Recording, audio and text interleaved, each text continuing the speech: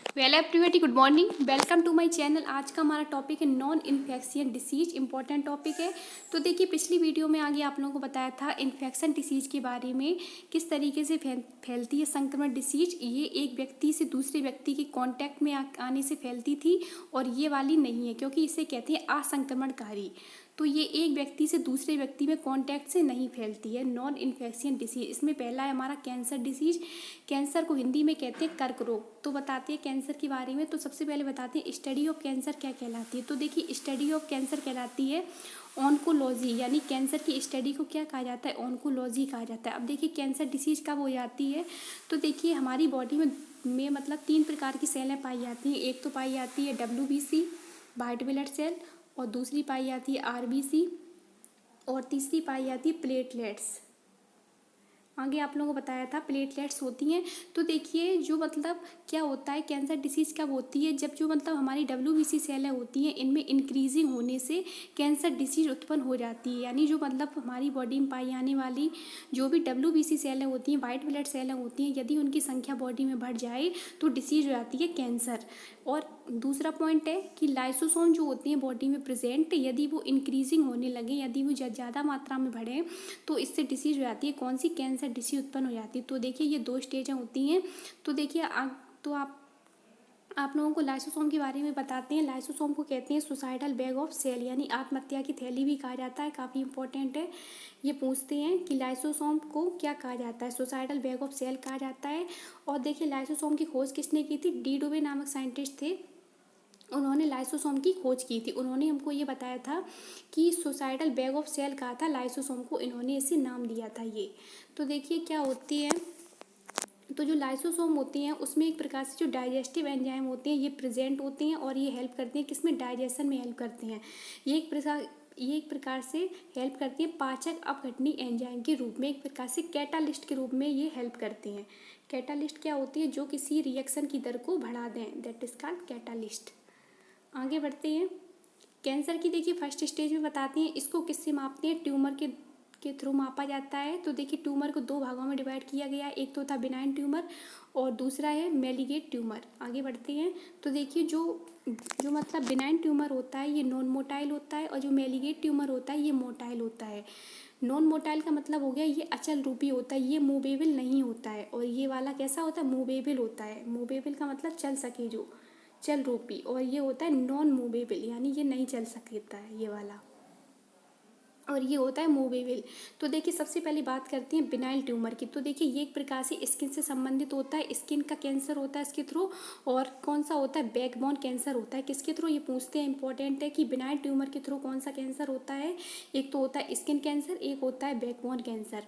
अब देखिए, अब देखिए, मैलिग्नेट ट्यूमर में क्या होता है, ये एक प्रकार से ब्लड कैंसर होता है, जो कि बहुत ज़्यादा घातक होता है। ये क्या करता है, ये ब्लड की सेलों को डैमेज कर देता है, जिससे ब्लड कैंसर उत्पन्न हो जाता है। यानी जो भी WBC की सेलें होंगी उनमें क्या होगी, इंक्रीजिंग होगी, तो जिससे ब्लड कैंसर उत्पन्न हो जाता है। तो ये किसके थ्रू होता है, मैलिग्नेट ट्यूमर के थ्रू। अब इसका ट्रीटमेंट बता देते हैं। तो देखिए, ट्रीटमेंट किस तरीके से किया जाता है। सबसे पहला है रेडियोथेरेपी के थ्रू इसका ट्रीटमेंट किया जाता है। एक लेज़र भी कराई जाती है, और कीमोथेरेपी के थ्रू भी इसका ट्रीटमेंट किया जा सकता है। किसका, कैंसर का। इंपॉर्टेंट है, ये पूछते हैं। तो देखिए, आगे बढ़ते हैं। इसकी ड्रग्स बता देते हैं। इसका नाम होता है टैक्सोल कैसिपटेलिन। ये इंपॉर्टेंट है, ये पूछते हैं इसकी ड्रग कौन सी होती है। तो होती है टैक्सोल कैसिपटेलिन। तो देखिए, अब आप लोगों को बताते हैं थोड़ा WBC के बारे में। देखो, WBC की फुल फॉर्म होती है वाइट ब्लड सेल होती है, और ये इनका जीवन काल बहुत ज़्यादा कम होता है। और क्या होता है, जब भी बॉडी में मतलब जो हमारी WBC सेलें होती हैं, यदि वो इंक्रीज़ हो जाएँ तो उसे ये डिसीज होती है ल्यूकीमिया। इंपॉर्टेंट है, ये काफ़ी बार पूछते हैं कि WBC की संख्या बढ़ने से बॉडी में कौन सी डिसीज उत्पन्न हो जाती है। तो ल्यूकीमिया डिसीज उत्पन्न हो जाती है। इम्पॉर्टेंट है ये। और देखिए, आगे बढ़ते हैं। दूसरी डिसीज है हमारी हसीमातो डिसीज, या इसका दूसरा नाम होता है मिनी माता डिसीज। काफ़ी इंपॉर्टेंट है, ये पूछते हैं, इंपॉर्टेंट है ये। उसमें पूछा था, ये MCQ क्वेश्चन में आते हैं ऐसे क्वेश्चन। तो देखिए, क्या होता है, मिनी माता डिसीज में, इसमें क्या होता है, ये रिलेटेड होता है लेड और मर्करी के मॉलिक्यूल से। तो देखिए, जब भी बॉडी में लेड और मर्करी की मात्रा ज़्यादा बढ़ जाती है, तो इससे मिनी माता डिसीज उत्पन्न हो जाती है। तो ये किससे रिलेटेड होती है, तो इससे क्या होता है, इसके सिम्टम देखिए, लॉस ऑफ है हियरिंग पावर, यानी जब भी ये डिसीज उत्पन्न होती है तो जो सुनने की क्षमता होती है मतलब मानव में, मनुष्य में, वो क्या हो जाती है, कम हो जाती है। वो ज़्यादा देर तक नहीं सुन सकता है, क्योंकि उससे डिसीज हो जाती है किसके थ्रू होती है, लेड और मर्करी की मॉलिक्यूल के थ्रू। और लॉस ऑफ स्पीकिंग पावर, यानी उसकी जो बोलने की क्षमता होती है वो एक प्रकार से कम कम हो जाती है। आगे बढ़ते हैं, देखो तीसरी है डिसीज इटाई इटाई।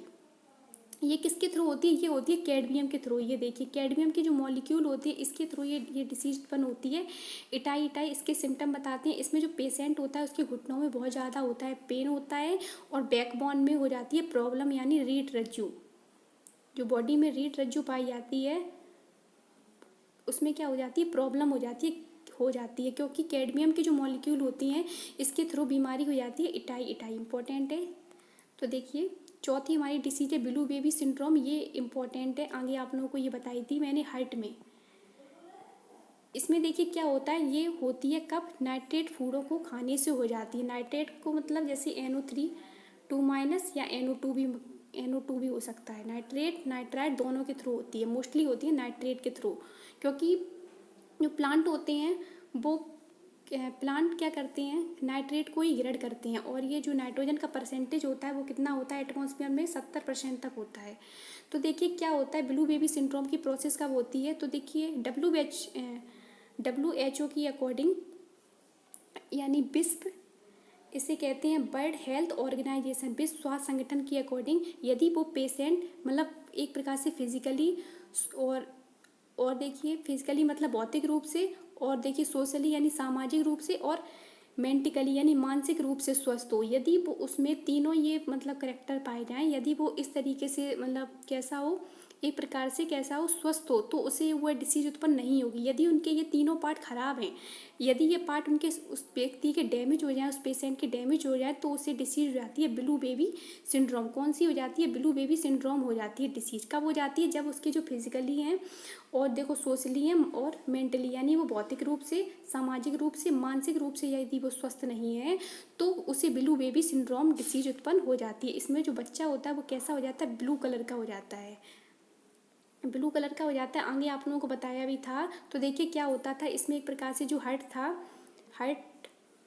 था, तो देखिए इसमें क्या होता है, इस तरीके से चित्र था। तो देखिए इसमें क्या होता है, उसकी मतलब ये बीच की जो सेप्टम होती है ये क्या हो जाती है, ये डैमेज हो जाती है। सेप्टम होती है एक प्रकार से, इसमें एक प्रकार से कोलेस्ट्रॉल चढ़ने लगता है, इस तरीके से कोलेस्ट्रॉल ये मोटी पड़ जाती है। तो क्या करते हैं डॉक्टर, यहाँ पर एक प्रकार से प्लेटिनम का छल्ला लगा देते हैं। क्या लगा देते हैं, प्लेटिनम का छल्ला लगा देते हैं। इसके ट्रीटमेंट में यूज़ किया जाता है प्लेटिनम का छल्ला लगा देती है, जिससे जो बच्चा होता है वो एक प्रकार से सर्वाइव कर लेता है, वह बच सकता है, या एक प्रकार से सेप्टम की न्यू परत भी लगा दी जाती है। तो इस तरीके से होता है ये ब्लू बेबी सिंड्रोम। तो आज के लिए इतना ही, ये टॉपिक ख़त्म हो गया है, इसको अच्छे से क्लियर करें।